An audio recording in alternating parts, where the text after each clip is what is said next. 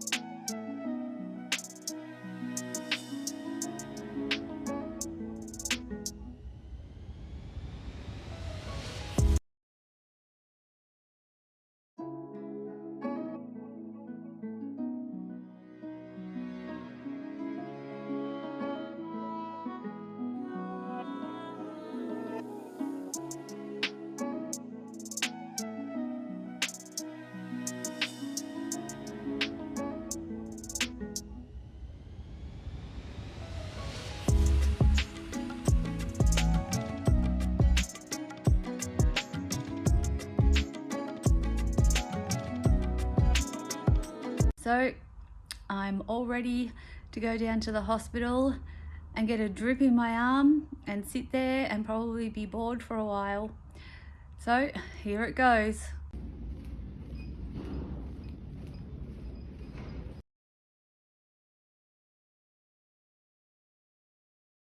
They had to cover up where they put the cannula in because they said it was pretty messy and they didn't want me to look at it.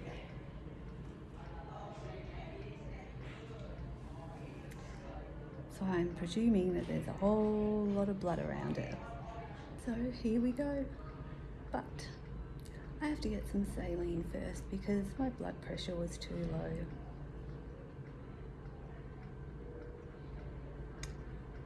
So there she is.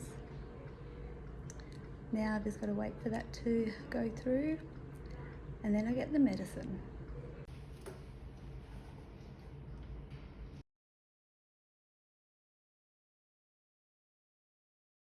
Now I'm all hooked up. Hopefully this doesn't take too long because I've already been here for an hour and a half. Finally the medicine's going through. The battle scar. Well, I've come out of it on the other side with a very sore arm and quite a sore bladder because they ended up having to put 350 mils of fluid total through me, which is a bit of a problem because my bladder only holds about 150. So that was very, very hurty, but I have managed to go to the toilet now and most of that pain has gone. And hopefully throughout the day, the pain in my arm and my bladder will settle down and then I'll just get on with the rest of my day. I've just stopped at a park because I needed to go to the toilet again. This drive home is turning out to be a bit of a challenge because my arm where the cannula was in, which is my right arm and my main driving arm, is very, very sore and I have really bad bladder pain.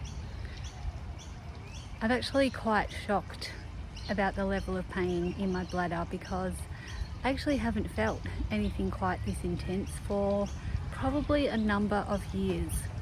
It's so weird how the mind can just forget how bad pain can be until it comes back again and bites you, gives you a shock. So I think I might just have to take some painkillers to be able to get me home for the rest of this trip, and other than that I'll just have to see how things go. Thankfully the medicine I took at my last stop seems to have kicked in a little bit, so I will make it home in one piece. One last stop and then I can just collapse on the couch and I cannot wait. So it's a day after my infusion and I survived. I came out okay at the other end. I was extremely tired by the time I got home because it was a 4-hour drive and it was a bit of a stressful morning. but that's okay. It's all over now. I was just waiting and waiting and waiting until I went to bed last night thinking, when are these side effects of this going to happen? And I was just waiting and waiting.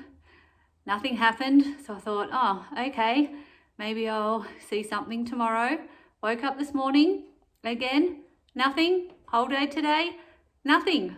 So somehow I've managed to dodge all of the side effects that 75% of people who get this infusion seem to get. I don't know how, but I'm just grateful that I'm in the minority 25% who haven't had any side effects from it at all. I was not looking forward to the side effects because they did not sound very pleasant.